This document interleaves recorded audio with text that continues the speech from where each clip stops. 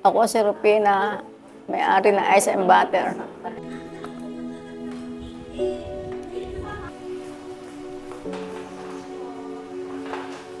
Mas kailan po nagsimula yung Ice and Butter? 1978.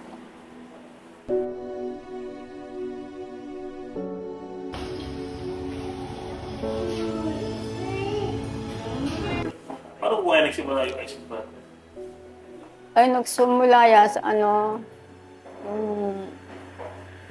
cake, tsaka ice cream. Kaya naging Ice and Butter.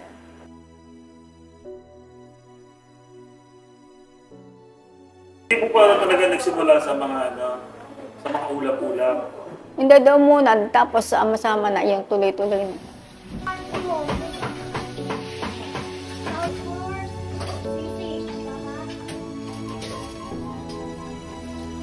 Yung fish na yan is homemade.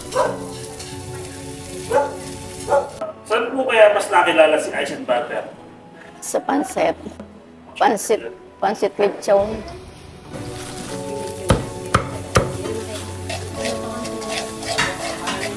Pesos dun sa kanton.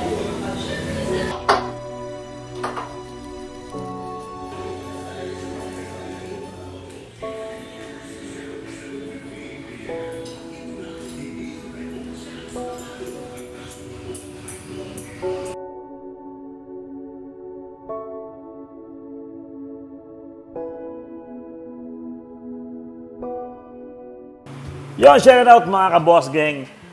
Ngayong gabi nga ay nandito tayo sa isa sa mga legendary na rin dito sa May Binyan, Laguna. Grabe, napakatagal na nitong restaurant na to. Ito yung Ice and Butter. Established siya 1978 pa. Ito yung mga bestseller nila. Ito yung mga hinain sa atin ng Ice and Butter. Grabe, puro mga Filipino cuisine. Yan. Subukan natin dito sa ano. Ito, fish and tofu. Yung fish na yan, sir. Yung fish na yan is... Yung isda niya, cream dory. Yan. For only 85 pesos, 2 to 3 person pwede ito mga boss. Tikman natin. No? Uy, sarap ah. Ang lasa ng sauce niya mga boss. Para sa akin, the best din nalagyan siya ng toyo calamansi. Mamaya, pagka talagang titirahin nyo na lahat itong mga to. Ayan, may sili pa tayo. Ayan, ito yung kanilang sisig. Ayun. Yung sisig nila, lechon kawale, mga kaboss. Sarap. Ano na lang, alak pa lang ang ulam, beer na lang. Hindi siya nakakaumay. Panalo. Mga boss gang, kung gusto nyo namang meal na, yung may with rice na, sizzling plate nila, meron sila rito chicken. Fried chicken, tapos may egg na, and then yung kanilang gravy. Kaya homemade na gravy. Pero silang secret dito. Kaya titikman natin kung ano yung secret na yan. Mga boss yan. Malinam na mga boss. Para matagal itong minarinate. Talagang hanggang loob ng laman ng manok, manalap. Okay to. At ito na nga mga ka-boss gang, yung kanilang tortang sayote. Yan. Yung ganito talaga, yung mga gantong luto, talagang dito mo lang sabihin yung matitikman. Ito nga, itong Ice and Butter, dito nagsimula yung mga gantong torta-torta na to. Tapos, ang kinagandaan dito, yung kanilang sauce, homemade din nila yan. Meron din silang special.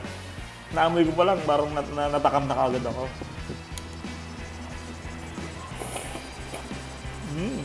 Gusto ko to. Kasi yung habang kinakain mo, may malutong sa loob. Habang inunguya mo.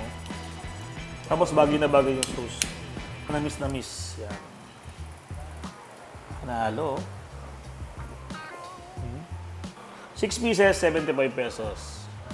Homemade din to mga kabossing ha. Talagang may pagmamahal talaga yung paggawa nila ng mga putahe nila rito. Unang kagat, may laman kaagad oh. Hindi siya lumpia wrapper lang. Sarap. Sarap ng sauce nila.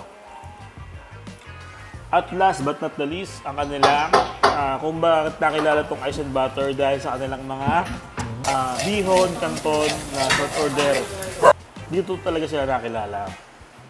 Nag-o-offer din sila ng mga bilao. Kaya kung may gusto nyo yung party package bundle, meron sila nun.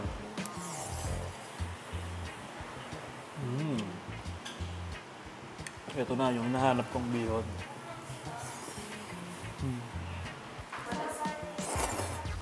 Nanalo lasa mga boss gang. Okay, ito kasi ano yung lasa niya, hindi ganun katapang na maalat, hindi ganun, hindi. Sakto-sakto yung lasa niya.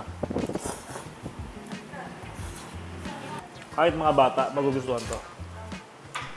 At kung gusto nyo rin matikman ng legendary na kainan na ito, huwag nang magpatumpik-tumpik pa at dayuhin na rito sa may Binyan, Laguna ang mga nagsasarapang pagkain ng Ice and Butter. At kung legendary kainan ba hanap nyo, dito na kayo sa Ice and Butter. Food trip po to? Food trip tayo?